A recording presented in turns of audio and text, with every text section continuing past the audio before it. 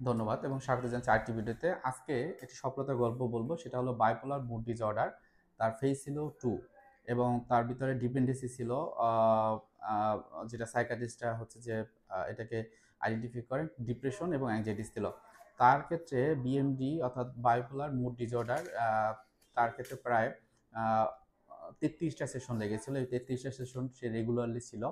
এবং সেই ক্ষেত্রে তাকে আমরা যেটা করি ইনিশিয়ালি ডায়াগনোসিস করা, তার প্রবলেমগুলোর প্রিডিসপোজিং ফ্যাক্টরগুলো কোথায়, কি কারণে এগুলো হচ্ছে, কবে থেকে হয়েছে সেটা আইডেন্টিফাই করা, এটি কেন সবসময় কন্টিনিউয়াসলি থাকছে অর্থাৎ মেইনটেনিং ফ্যাক্টরগুলো আইডেন্টিফাই করা, তার প্রোটেক্টিভ ফ্যাক্টর কি, যে সে যখন এগুলো তার ভিতরে এই সিমটমগুলো আসে তখন সে কি করতে পারে। এটাকে আমরা বলি 4 স্টেজ মডেল। এবং সে যখন আসে তখন বিভিন্ন রকমের লক্ষণের কথা বলে। বেশিরভাগ ক্ষেত্রে দেখা যায় এগুলো হলো প্রিসিপিটিং ফ্যাক্টর। বিএমডির ক্ষেত্রে অর্থাৎ বাইপোলার মুড ডিসঅর্ডারের ক্ষেত্রে তার ভিতরে যেটা ছিল সেটা হলো lack of interest in study, পড়াশোনায় স্টাডি কম করতো এবং তার বয়স ছিল কিন্তু 16 বছর। এবং সে ছিল একজন ছেলে। এবং সে যখন প্রথমে আসে সে পড়ালেখায় মন বসছে না, বিভিন্ন রকম সুইসাইডাল টেন্ডেন্সি তার ভিতরে কাজ করে, অ্যাটেম্পটও নিয়েছে বেশ কয়েকবার। তার মনোযোগের সমস্যা আছে, অনেক কিছুতে বিরক্ত হয়ে যায়, কোনো কিছুতে কোনো ইন্টারেস্ট পাচ্ছে না। এবং তার ভিতরে সোশ্যাল স্কিলটা একদম কম ছিল তার কথা অনুযায়ী। সো যখন তার আইডেন্টিফাই করি তখন দেখা গেছে যে সে যখন ছোট ছিল তখন তার এডিএইচডি যে থটগুলো অর্থাৎ attention deficient hyper active disorder, সেটি তার ভিতরে ছিল এবং অ্যাটেনশন প্রবলেম অনেক বেশি ছিল। এবং সে সবসময় চিন্তা করতো এবং এই চিন্তা করার ক্ষেত্রে তার ভিতরে দেখা গেছে কিছু ট্রমা আছে। সে যখন ছোট ছিল তখন সে একা থাকতো, বিভিন্ন রকমের ভয় তার ভিতরে কাজ করতো। সেই জায়গাটিতে বাবা মা অনেক সময় তার কাছে থাকতো না, কারণ দেখা গেছে তার বাবা মা হয়তোবা, বাবা টিচার ছিলেন, মাও টিচার ছিলেন, বাইরে থাকতেন, সে একা থাকতেন।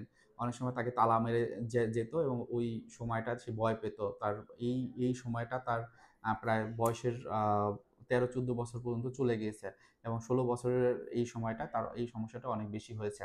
এখন যেহেতু সে বাইপোলার মুড ডিসঅর্ডারের বলা হয়েছে, আপনারা জানেন এই বাইপোলার মুড ডিসঅর্ডারের ক্ষেত্রে কি হয়, যে তার মুডের যে ধরনটি সেটি ২ টি পর্যায়ে থাকে।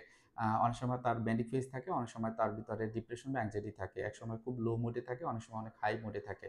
এবং সেই জায়গাটিতে যখন আমরা আ সা বা ট্রিটমেন্ট দেই, যেহেতু সে সাইকিয়াট্রিস্ট এর কাছ থেকে এসেছিল, তার ইনিশিয়াল ডায়াগনোসিস গুলো এটা ছিল এবং সেক্ষেত্রে তার যে প্রিডিসপোজিং ফ্যাক্টর গুলোর কথা আমরা বলি, যে তার অতীতে অনেক ট্রমা আছে, যে ভয় পেয়েছিল, একা রেখে যেত। হয়তোবা তার ভিতরে এই ভয়টা যখন কোনো রকমে হিলিং হয়নি, এই সমস্যাগুলো আরো বৃদ্ধি পেয়েছে। সে বলেছিল যে তার এই সমস্যাটার ক্ষেত্রে যেমন হতো, সে যখন বৃষ্টি আসতো তখন খুব ভয় পেত। এবং মেঘের গর্জনগুলো এখনো সে মনে করে যে আমার কাঁধে হয়তো বাজছে। এটা হলো ট্রমা এবং সেটি আমরা বলি যে কমপ্লেক্স ট্রমা, যে বা বড় হাতের টি।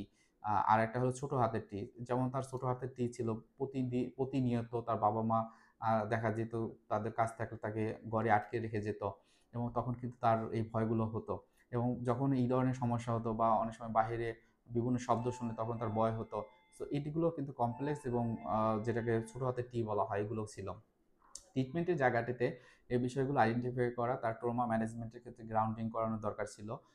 এবং তার ক্ষেত্রে যে রিল্যাক্সেশন এক্সারসাইজ খুব দরকার ছিল। তার সাপোর্টিভ গ্রুপের ক্ষেত্রে এই বিষয়গুলো কাদের কাছে সে শেয়ার করতে পারে।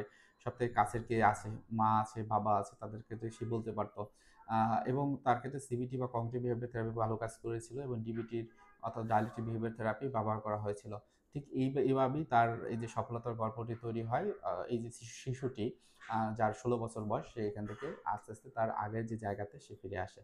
তো এই ছিল তার সফলতার গল্প। আজকে এখানে রেখে দিচ্ছি। কারো কোনো প্রশ্ন থাকলে অবশ্যই কমেন্টে জানাবেন। ধন্যবাদ সবাইকে এবং আপনি যদি আমার চ্যানেলে নতুন হয়ে থাকেন অবশ্যই চ্যানেলটি সাবস্ক্রাইব করে রাখবেন। আসসালামু আলাইকুম।